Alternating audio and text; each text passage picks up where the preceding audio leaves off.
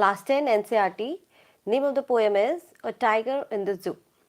A Tiger in the Zoo is a poem about a tiger. Description of a tiger which is inside a zoo, which is caged, and how he feels. What are the things that he remembers, or we can say the poet remembers, or poet imagines how a tiger can be in the jungle. If that tiger which was inside the cage, if it is freed and it is free to move in the jungle, then which kind of life this tiger would have then? Okay, so what is this about? This poem contrasts a tiger in the zoo with the tiger in the natural habitat. The poem moves from the zoo to the jungle and back again to the zoo. Read the poem silently once and say which stanza speaks about the tiger in the zoo and which ones speak about the tiger in the jungle.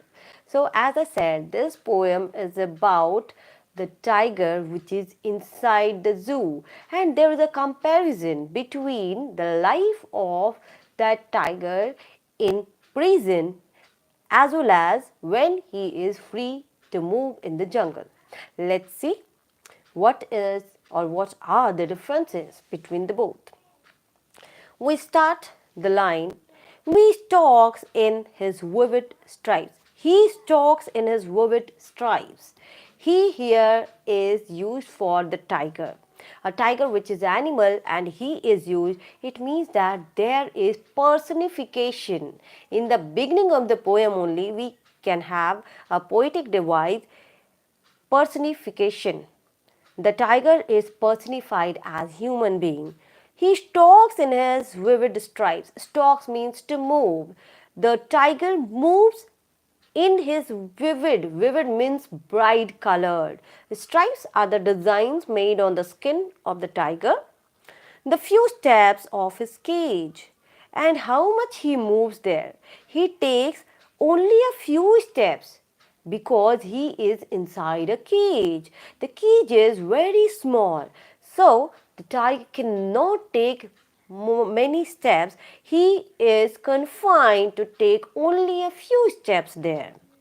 On pads of velvet quiet in his quiet rage. The tiger which is moving inside the cage, his footsteps cannot be heard because his pads mean the paw. The paws of the tiger, they are like velvet. There is comparison between tiger's paw with the softness of velvet, as the velvet is very soft, and if the velvet is thrown to the ground, there will be no sound. Similarly, as the tiger is moving inside the cage, there is no noise of his footsteps because the paws are very soft, and because of its softness it is quiet. There is silence in the cage. In his quiet rage, and the tiger is quiet. Not only the foot, but the whole tiger is quiet there. He's just moving but not making any kind of noise because he is raged. He is very angry. That silence shows that the tiger is too much angry. Why he is angry? Because he is inside a prison, inside a cage. The tiger who is made to be free, the tiger which is made by God to be fearless, to make others fearful of it. It is inside the cage. So how it can be happy? The tiger is very much angry, and he shows his anger with the silent moving inside a small cage. He should be lurking in shadow, sliding through long grass near the waterhole where plump deer pass. In the next stanza, we see that a tiger is described behind the grasses, long grasses. It means that there is the imagination. In the first stanza, we imagine there is imagination or imagery. This poetic device, imagery is used there to show that how a tiger is moving inside a cage. When you read the first stanza, one scene is created in your mind. That is called as imagery. And in the next stanza, we see again another image is created by the poet to the reader's mind, and that is seen. He should be lurking in shadow. Lurking means hiding behind something and looking for something. So, this tiger is lurking behind, he is hiding himself behind the long grasses in shadow. Shadow means in such place where he could not be seen. Sliding through long grass, he moves there slowly in such a way that nobody could see him. Near the water hole, where he will do this? He would be doing this activity near a water body. Here, water hole means a water body. It can be a river, it can be a lake, where plump deer pass. Plump means fat, healthy. A deer which is healthy, he has eaten a lot, and the deer comes to the water body to drink water, and there the tiger is hiding in wait of his prey. He is hiding there and waiting that whenever that plump deer will come to drink water, he will attack it and catch his prey. Now come to the third stanza. He should be snarling around houses at the jungle's edge. Now he says that this is the third image made by the poet, that the tiger may be snarling around houses. Snarling means making sound, making dangerous sound, and like warning. When wild animals give warning to us, that is called snarling. A snarling is use of onomatopoeia, because onomatopoeia, snarling is this word which create the similar sound. So there is the poetic device called as onomatopoeia. So he should be snarling around the houses at the jungle's edge, at the outskirts of the jungle. When this tiger moves out of the jungle and sometimes it goes to the nearby villages, there he warns people in the houses there. Baring his white fangs, his claws, terrorizing the village. And with his baring white fangs, baring means uncovered. When he opens his mouth, when tiger opens his mouth to warn or to snarl, that time white color fangs, fangs mean teeth of tiger are visible, which are very much dangerous, and whoever watches it, they are terrorized with it. His claws, he uses his white colored fangs, means teeth, as well as his claws. His claws are very sharp. So showing his claws and his fangs, he terrorized the whole village which is at the outskirts of the jungle.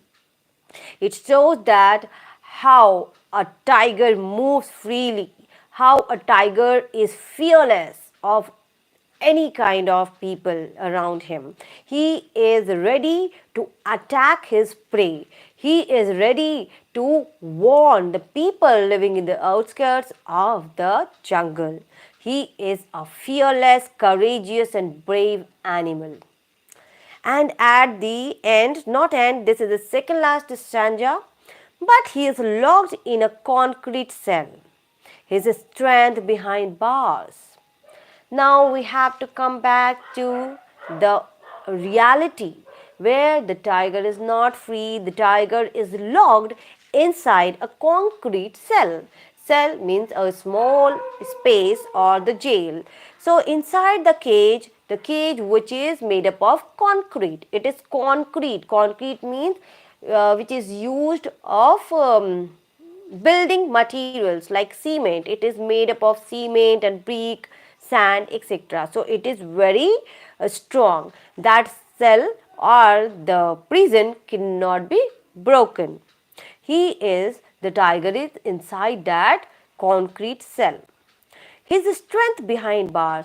Now the strength that he has, that is behind the bars.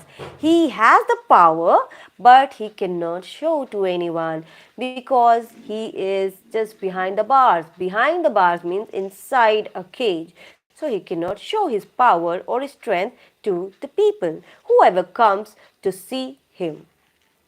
Stalking the length of his cage, ignoring visitors. So there are many people who come there to see tiger in the zoo. He knows that they will come. Tiger knows that he has the power to warn them or to terrorize them, but he does not do it because he knows the fact. He is behind the bars and he has no strength left with.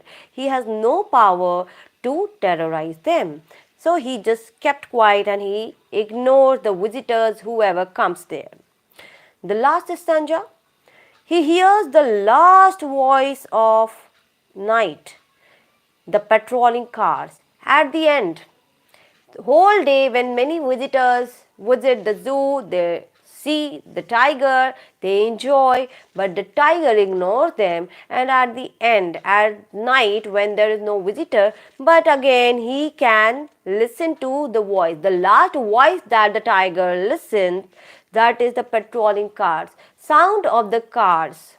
Patrolling means to see, to guide. So there are people who take care of animals at night in the zoo. They are the patrolling ones. So they do patrolling in their cars, and that car sound is heard by the tiger and stares with his brilliant eyes. He looks at them. Stare means to look at somebody constantly. He does not move, he just stares them, but he does not do anything with his brilliant eyes. Brilliant means very shining. Tiger's eyes are shining at night. He stares them but do nothing. And at brilliant stars. First he watches to the people or the car which move around him for patrolling, and then he shift his sight to the stars. He looks at the shining stars with his shining eyes. Why do he look at the stars?